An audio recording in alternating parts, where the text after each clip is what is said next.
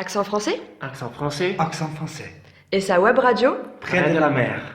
Bonjour et bienvenue à la 6e édition de la web radio de l'école Accent français, un espace culturel. Aujourd'hui, nous allons parler de quelques mots français que les personnes qui habitent dans les autres pays francophones disent, car la semaine dernière, c'était la semaine de la francophonie et nous avons étudié 10 mots différents particuliers de chaque pays francophone. Par exemple, champagne. Nous croyons que c'est la boisson, mais non. Champagne, c'est une personne d'influence ou qui a de nombreuses relations. Pour commencer, nous allons écouter Hélène et nous parler des mots restreints. Ensuite, nous écouterons Louisa et Ruben nous parler de deux auteurs français. Ok, alors, Hélène va parler du mot restreint, mais avant d'écouter Hélène, je vous demander aux autres que vous direz restreint d'après vous. Je peux dire que le ristretto, pour moi, c'est un café serré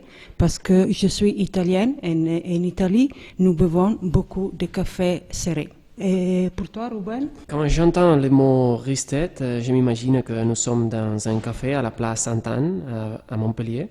Il fait beau et nous sommes avec quelqu'un d'intéressant. On profite du soleil et il y a un piano qui joue en fond. Ok, merci. Hélène? Bonjour, qu'est-ce que vous voulez? Bonjour, bof, le choix, une tisane s'il vous plaît et une gaufre.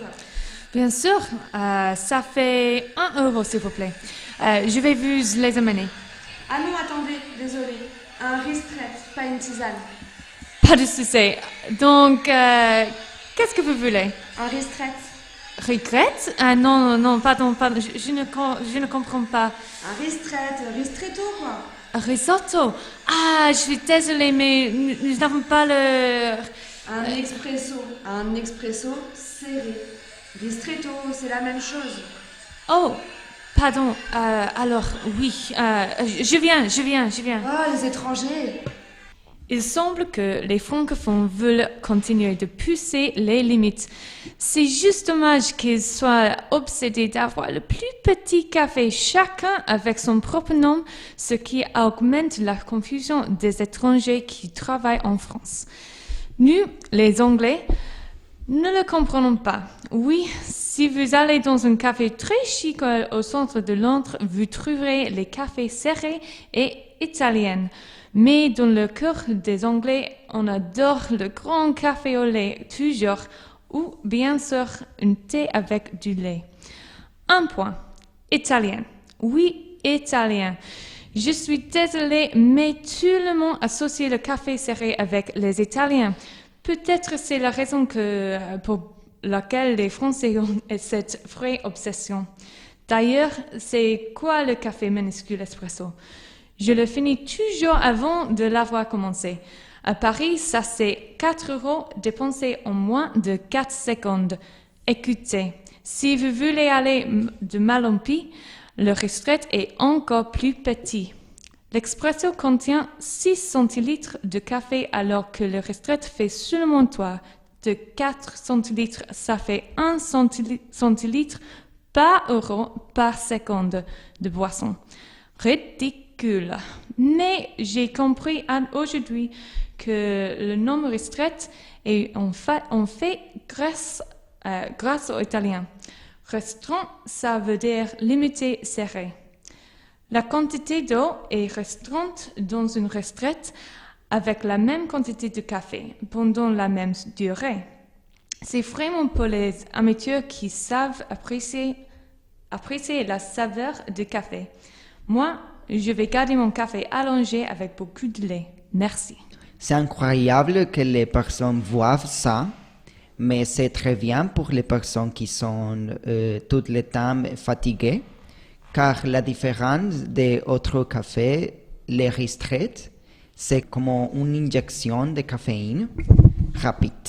Et pour continuer, notre compagne Louisa va parler d'un auteur qui s'appelle Tatiana Deronay.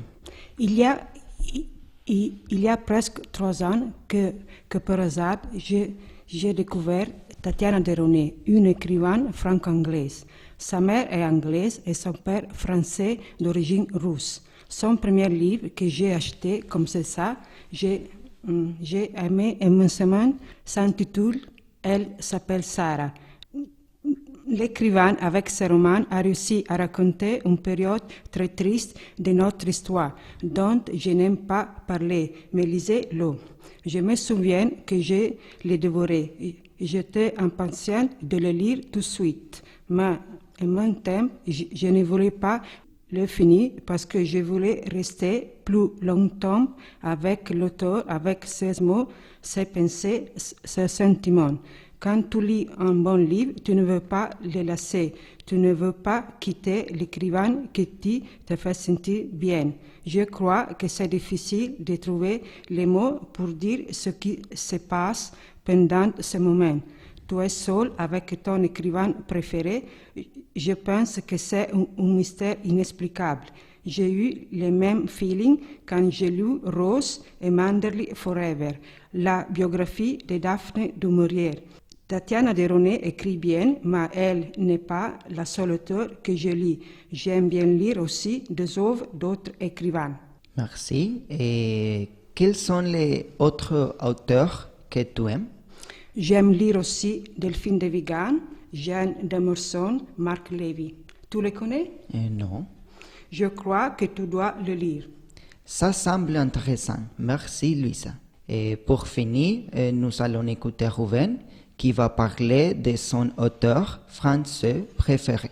Ruben, bonjour. Merci, Jaime. Bonjour à tous. Un de mes auteurs préférés est René Rossini. C'est l'un des auteurs français les plus lus du monde. Goscinny est un humoriste, un écrivain et le créateur d'Astérix et Obélix, ainsi que du Petit Nicolas, qui sont, à mon avis, ses œuvres les plus géniales. Ces histoires sont drôles, pleines de fantaisie et de tendresse. Elles sont aussi peu communes dans la littérature. Je vous recommande des titres vraiment intéressants. La rentrée du Petit Nicolas et les vacances du Petit Nicolas. Bien sûr que votre imagination vous en remerciera. Merci beaucoup et merci Ruben, merci Luisa et merci Hélène. Au revoir. Accent français? Accent français. Accent français. Et sa web radio? Près de la mer.